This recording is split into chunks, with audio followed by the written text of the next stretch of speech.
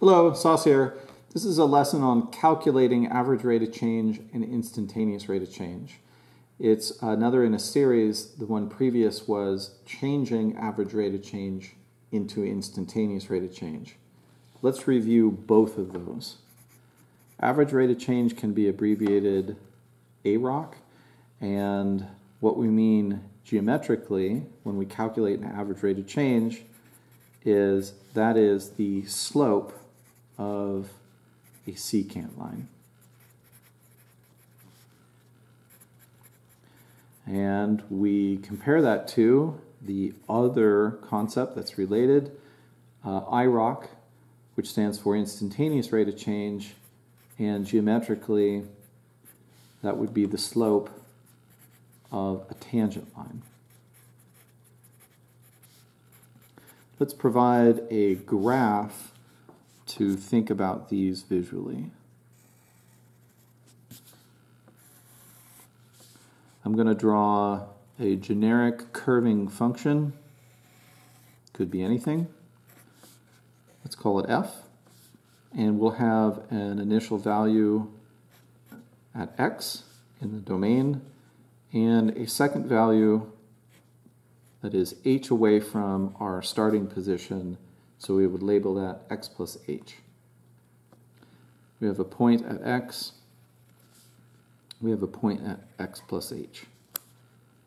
And if we were focused on finding the average rate of change as the function changed from this point to that point, then we would be calculating the slope of the line that connected those 2 points. This would be the slope of a secant line. The calculation to do that is the expression in most general terms, the function value at the latter point, x plus h, minus the function value at the initial point. This is an expression for the vertical change, divided by the horizontal change. In this presentation, it's simply h. Again, this is a slope calculation, vertical change over horizontal change, rise over run, and this is the slope of the secant line using those 2 points. And we know from a previous lesson that the instantaneous rate of change is the same expression with an added bit of calculus. F evaluated at x plus h minus f evaluated at x all over h, but as the limit as h approaches 0. And what we mean by the instantaneous rate of change, or the slope of a tangent line, is seen visually if we were to take this point and slide it over to our first point, such that the distance between them was shrinking to 0, then we would no longer have a secant line because these 2 points would be at the same location. So the line that intersected at this point, single point, would be a tangent line.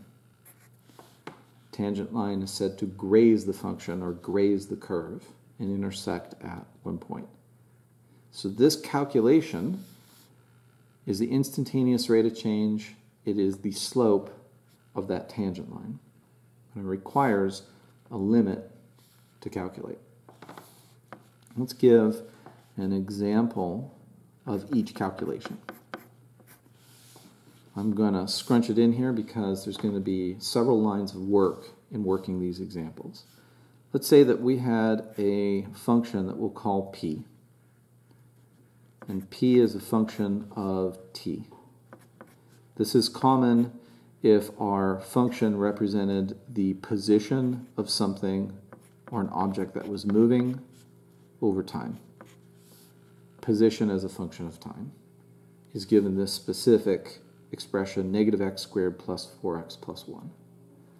We could ask the question, find the average velocity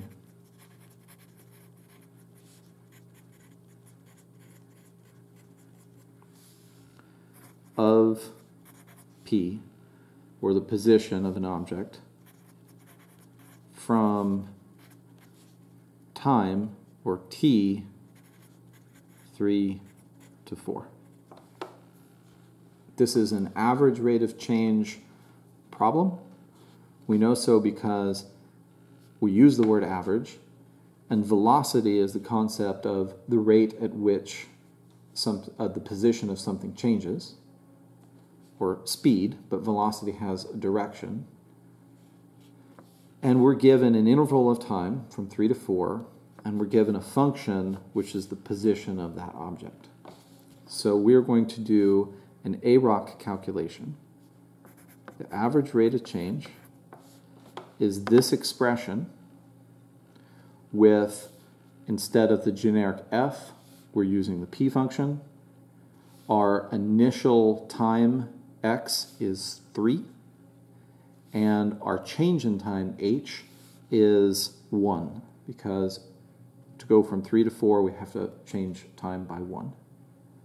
So the AROC expression is going to be composing the p function with 3 plus 1, or 4, and composing the p function with 3, all divided by an h value of 1. Let's make a record of that work. We have the p function negative, remember we're composing it with x plus h, or 3 plus 1, so negative 4 squared plus 4 times 4 plus 1. That's putting 4 into the p function.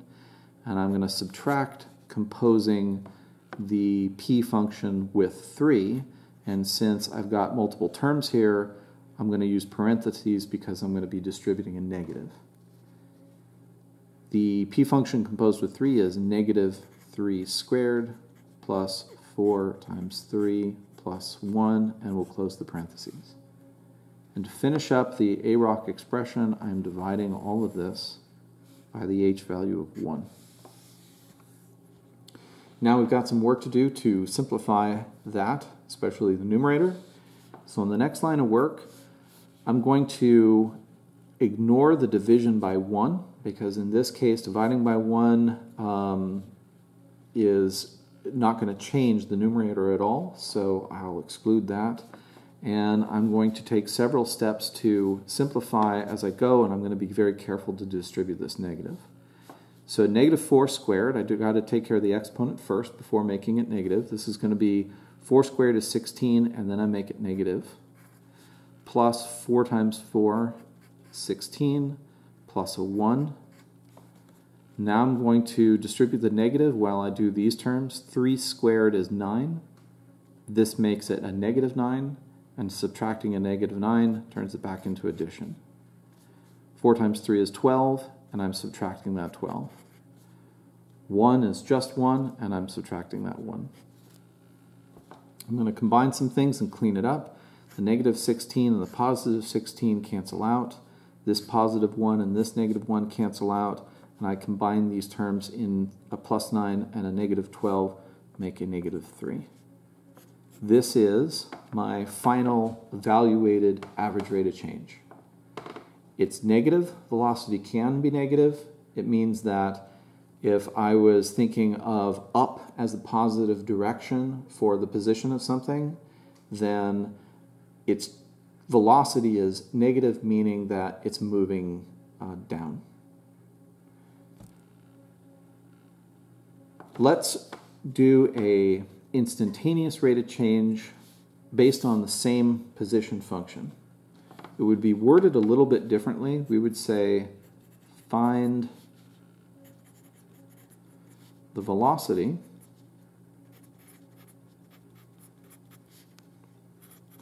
of p at t equals 3. Notice that we don't have the word average, so we know it's not an average rate of change, and we're only given a single instant of time, in this case 3, not an interval of time to calculate the average velocity over. So this is an instantaneous rate of change problem. I'm going to use this expression. I'm going to use the p function My x value is 3. I have no value for h because it's an instant in time at 3. There's no change in time. But I still need to represent h in this problem. H is not 0. It's heading towards 0. There's a big difference. When I write this expression, I have to include the limit and take the limit later when I've dealt with the division by h, which is a problem in the beginning. I'll repeat that, but let's begin. I'm using the IROC expression limit as h goes to 0, and I'm going to compose, in this case, my p function with my x value of 3 plus h. P function's over here. It is negative, not x, because x is 3 in this problem, 3 plus h all squared plus 4 times 3 plus h plus 1. That is the function composed with 3 plus h. Now I have to subtract the function composed with my x value of 3. Because I'm going to distribute a negative, I'm going to use square brackets to remember that. The p function is negative 3 squared plus 4 times 3 plus 1. Close my brackets. And of course, to finish up the IROC expression, I'm dividing by h. Now remember, this is a limit. It's the limit as h goes to 0. I'm not ready to take the limit by replacing h with 0, because when I do, I would be dividing by 0, and that can't be done. That is always a part of an IROC calculation. The fact that it's always a limit as h goes to 0, you're always going to be dividing by h, and you can't divide by 0. So you cannot take the limit right away. It's always the case that you're going to need to simplify this algebra and get rid of the division by h issue algebraically before you take the limit. And that algebra can be a little challenging, but it must be practiced. We need the skill. So I'm going to take another line of work. I'm going to do another line of work, and I'm going to be careful to distribute the 3 plus h, or square the 3 plus h, make those terms negative later, distribute the 4, and then distribute this negative to these terms that I simplify. I'm still taking the limit, so I record that there. I'm going to take the negative of 3 plus h all squared is 9 plus 3h, and h times 3 is 6h plus h squared. Then, that's in parentheses because I have to distribute that negative, plus 4 times 3 is 12, plus 4 times h is 4h, plus 1. Now be careful of this negative. We have a 3 squared, which is 9. This negative makes it negative 9, and subtracting a negative 9 is adding 9. 4 times 3 is 12, which is being subtracted. And finally, this plus 1 being subtracted means minus 1. And to finish up this line of work, we are still dividing by h. And we still cannot substitute 0 in for h and take the limit because there's still the division by 0 issue. So we're still waiting to take the limit. I'm going to clean up this, and I notice right away that I can cancel some terms. That's very helpful. This positive 12 term will cancel with this negative 12 term. This plus 1 term will cancel with this minus 1 term. I'm going to distribute this negative in the next line of work. I still have the limit as h approaches 0. I have a negative 9, and then a negative 6h, and a negative or minus h squared. What's left of these terms is the 4h there, and I'm still dividing by h. I can clean it up further. I'm still taking the limit as h goes to 0. I can see that I have a, oh, I missed one. This positive 9 will cancel this negative 9. Didn't see it before, but it's okay to eliminate these two 9s. This positive 9 that was part of the numerator before has been canceled out with this negative 9 here. And I can combine the negative 6h term and the 4h term to make it a negative 2h. And the only other thing that's left by itself is this negative h squared.